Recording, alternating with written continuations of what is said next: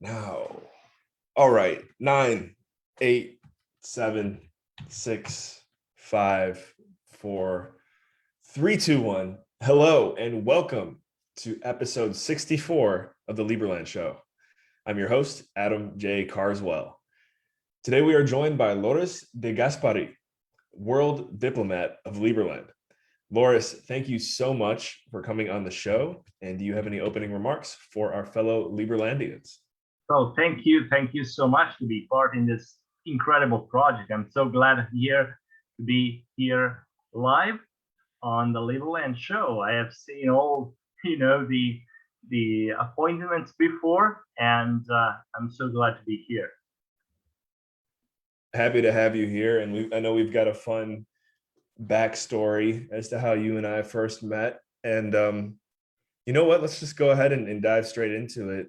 Another great thing about Loris is he's very active. He's very involved with all things Liberland. And what I mean by that is every Tuesday we have our international call, and him and I just got off that call. He's always there, always showing up, supportive, and he's working on a few things behind the scenes for Liberland as well. But we first connected on LinkedIn. And Loris, I can't even remember what happened except for you're like, I think you messaged me like, "Hey, you're the Adam guy with Liberland, right?" I'm like, "Yeah, you know Liberland?" And you're like, "Yeah." So I guess help give me some context here too, because I don't really know exactly how we did first get connected, but it's been a great friendship ever since. Yeah, sure. I contacted you on LinkedIn because a couple of years ago I met Liberland on the web, and it was a funny project. And first of all, I considered it like there are plenty of micronations out there that supposed to be independent and supposed to be real, but it's not that. So in the first time I thought of Liberland that in this way, but after a couple of years I've seen Vic Jedlicka, our president, that is really involved in the project. He do not pose any time, so I've seen it so involved, so encouraging in his project, so I thought, well, probably it's something different, and I have gone in the deep to see about the project, and I've started it, and I've seen it's a really serious matter, and it was really interesting for me because I am a libertarian, so I'm a libertarian. I'm 50 years old, but I am a libertarian since the school time. So it's quite a long time, and I have joined the Liberal Party of Italy in my teens, and the libertarian movement here in Italy, and the liberty institutions, a lot of think tank that we have here in Italy. But I've never considered, to join a new country, searching for a libertarian country, because I was convinced that it was possible to, win a majority in my country, in Italy, and to bring the libertarian thoughts in the state. But I was convinced not so much, because in the beginning of the 2020, with the lockdown, the COVID-19 lockdown in Italy, seemed that all the people, all the population in Italy was, statalist in some way. So everyone was confident about the state. That is the state that have to resolve the problems, and so my project to bring libertarian ideas in my country was disappearing, So I've read a sentence from Vic, our president, to say it's easier to create a new country than to change a country that already exists. And so for this convention, I decided to contact you and to start a conversation about that, and to be involved seriously in the project. Man, I love that story. And I had like 7 different ideas run through my head as a follow-up question for you. First of all, I have to say, thank you for your awareness and leadership. I think that for you, I think as you mentioned, you said you're 58? 50. Oh, 50. Okay. Well, still, I mean, being able to be a leader in your country in regards to the principles of libertarianism, it never really was popular. And I'm sure from then till now, you feel as though, all right, there's more of the world is starting to see why we love the principles of this ideology. And so I guess kind of walk me through what it was like growing up when you probably only knew that 2 political parties existed. Like most of the world, the whole world's pretty much always given just 2 choices, and no one even knows that you can actually think outside of that. So walk us through what it was like growing up to where you're at now. And then also, I really want to know more about what it was like for you in Italy during this past year, because I'm sure, as you mentioned, everyone was respecting and agreeing with what the state had to say, when in reality, maybe that might not have been the best move for the people. Yeah, exactly. Well, in Italy, there is not a two-party system, but we have plenty of political parties, about 2% each. apart Okay, from, wow. apart from 5 or 6 that have 10, 15%. So in a government, you can have maybe just 5 seats in the parliament, but the small amount that needs a government to govern. And so in that way, you can pass your ideas, because you say, well, you have to approve this law, otherwise I keep out my 5 seats and you have no government at all. So in this way, could be. We tried in the past, 20 years ago, 30 years ago, to do that, but it was nearly impossible. Nearly impossible. In a country where taxes are, in average, 72% of the income.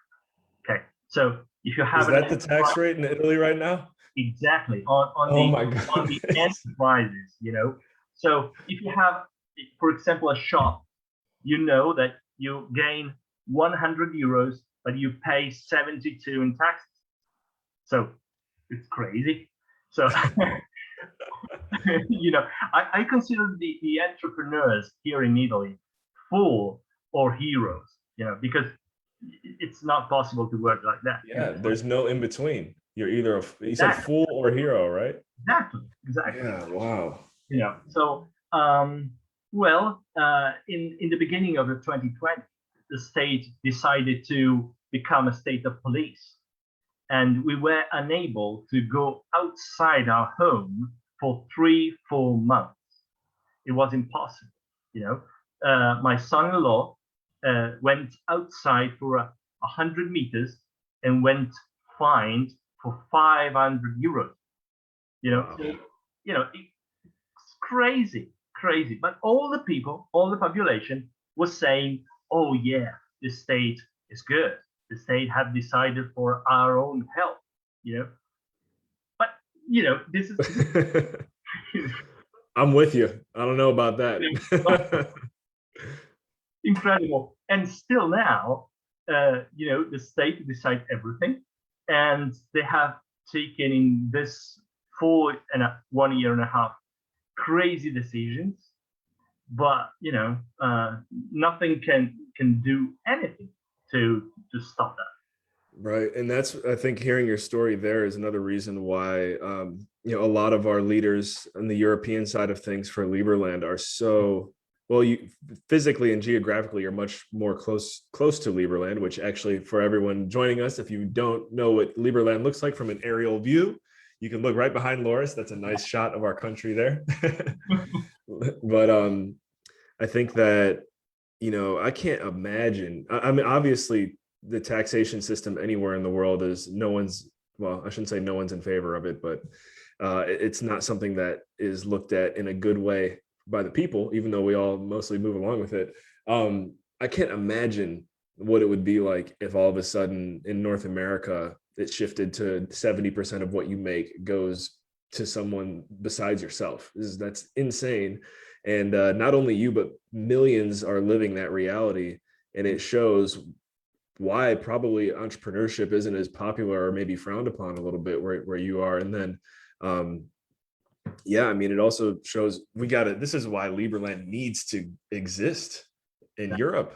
We need, I mean, it's similar to what we saw, whatever, 200, 300 years ago with everyone tired of the oppression in Europe coming to America for a free life. Now the spirit and the location have changed, but it's all going to Liberland. That's I always like to share that on the show. I'm sure you've got some comments. Yeah, well, when I started the project of Liberland, remembered me a situation. I was living in my youth along the sea in Liguria. It's a region of Italy, in the north part of Italy, and my town was in the middle between Genoa and the French border. And about 10 kilometers out to the French border, there's the Principality of Monaco. So Principality of Monaco, it's really a small country, but bring a lot of wealth in all the region, all the region. You know, in a circle of 100 kilometers, there are people that every day go in Monaco to work, to invest, and all the region is wealthy for the presence of the Principality of Monaco. So when I have seen the project of the free trade zone in Apatin and in Liberland, in a zone that both in Croatia and in Serbia is depressed, I thought, well, it is incredibly successful project because these people from Croatia and Serbia have all the motivation to live Liberland, create a wealth there, and so because I have seen that if you go in the Principality of Monaco, you see every day, and so like for example Dubai, they have decided to change completely the Emirates that was just sand in camels, and now there are skyscrapers and a lot of money there. So Hong Kong, Singapore, similar, and so Monaco between Serbia and Croatia, it's great.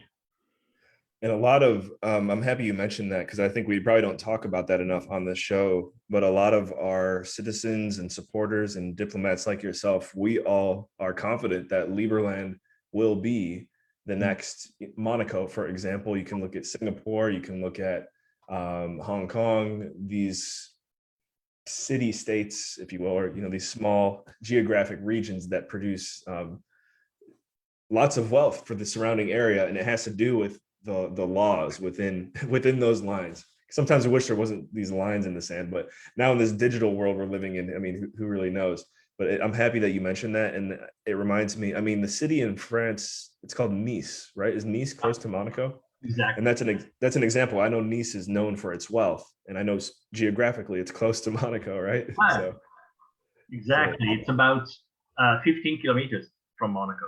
Oh wow, yeah. See, it's in the surroundings. So yeah, and a lot of wealth of Nice, it depends on Monaco, because a lot of people use the airport in Nice and they visit Nice because also a lot of people buy houses in Nice because a house in Monaco, it's really expensive. A small home of 2 bedrooms, it's about 3 million euros, about $3.5 million. So right, yeah. And so, well, Nice enjoyed the wealth of Monaco, and I think that could be the same in the region of Liberland. Yeah, absolutely. It's the vision we have, and we're holding strong to it. So a few more things and we'll start winding it down. One, the Liberland anniversary is right around the corner, and that's another reason why I'm so happy that we were able to do this interview live and get it out there, so that way our our fellow Liberlandians have an interview to watch in preparation for the anniversary, which is on April 13th. So anyways, as far as the Liberland anniversary goes, I know we're going to be having probably some type of small celebration, also a virtual one. Do you think you'll be able to attend it physically this year? No, physically, sadly not, for the restrictions of COVID.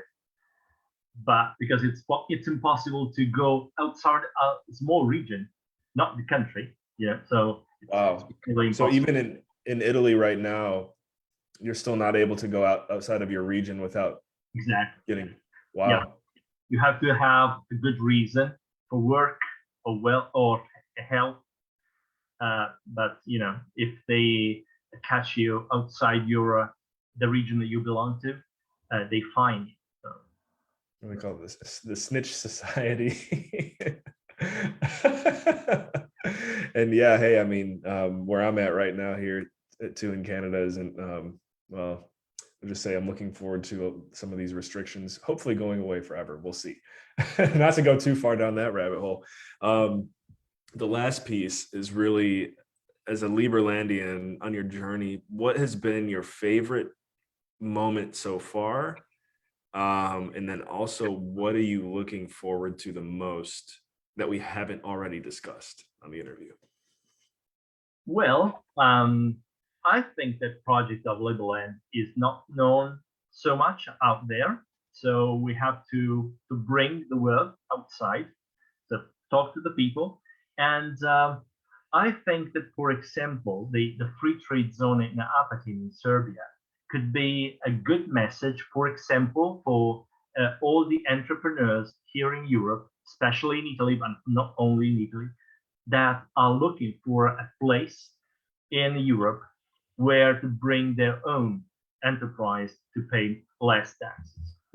So if we can pass the message to all these entrepreneurs that there is the possibility to bring their enterprise there and pay nearly no taxes, the Apatin free trade zone that belongs to Liberland now, it could be growing so fast, and in this way, a lot of people will start to speak about Liberland, because people want their freedom, but also the economic freedom. And if they can realize their ideas, their inventions, without paying so much taxes, they are all interested. Yeah, wow, that's a good point. And especially now that I've heard about the current taxation system where you live, that would be a great place for many entrepreneurs, especially our European entrepreneurs, to start making connections and getting more information. So just to clarify, Loris is talking about the Liberland Free Trade Zone, which is now open and ready for business. If you're an entrepreneur and you want to learn how you can pay less taxes and pursue your entrepreneurial journeys in a European location, the Liberland Free Trade Zone is for you. So you can go ahead and I'm trying to think the best way to reach out. I'll give a way for you to get in touch with us here at the show, everyone who's tuned in. But Loris, is there a way that you would prefer for anyone to reach out to you? Well, no, you can write down in the notes of the We'll put it video. in the live chat. Yeah. Yeah, I am on Facebook, on LinkedIn, where I met you, and on Twitter, and all the social. So you can find me with my name and surname. So it's quite easy to find me. Yeah, I'll pull your LinkedIn up here in a second, and I'll put it in the live chat so you guys can go connect with Loris. Now I can see why you're ready for the interview too. His header on LinkedIn is him speaking. So you're pretty comfortable public speaker, huh? Yes, I do it for work also. So there we go. I love it. Well, it's been great getting to know you a little bit here, Loris. I'm sure we're gonna get to know each other even better as we continue on this Liberland journey. As I mentioned, guys, if you want to get in touch with us here at the Liberland Show, the best way, because we have a lot of ways to get in touch with us, you can send a message to the show's page, if that makes sense. Yeah, send a message to the show's page or shoot an email over to info at liberland.org. If you want more information on the free trade zone too, which is what we were just talking about, either Loris and I can help point you in the right direction. So Loris, thank you so much for joining us today. Any closing remarks for our fellow Liberlandians? Oh, yes. I want to tell all the Liberlandians that our project will success, surely. So I'm so excited about that. And yeah, we will do a good work. Yeah. Oh, and I almost forgot too. You are working on translating something into Italian for Liberlandians. Is that correct? Exactly. I have translated the first stage of the official brochure of Liberland that you can find on the website, liberland.org. For now, it's only in English, but I have translated it in Italian. Just because I think that a lot of Italians are looking for something different, and there are plenty of libertarians and liberals here in Italy, and it's good to let them know Liberland and the project.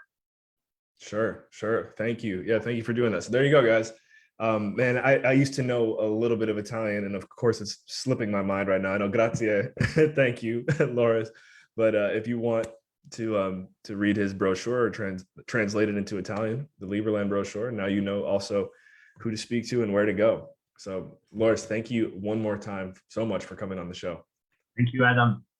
It's a pleasure. Yeah.